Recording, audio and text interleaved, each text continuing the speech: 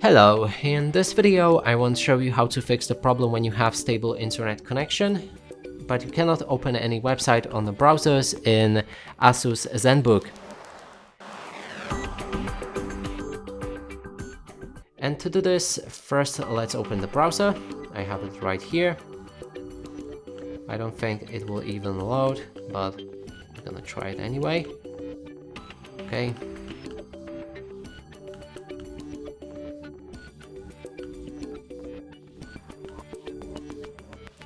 And if we try to reach any website like this one right here, or for example YouTube,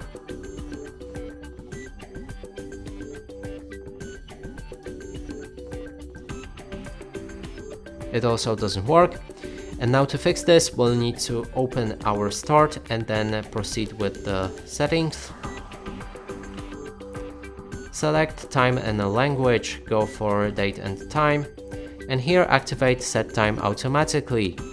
If you go back to your browser and try to refresh the same page, it may not work instantly, but after a few moments it should go back to normal. Yep, now it works fine, it opens the YouTube without any problem.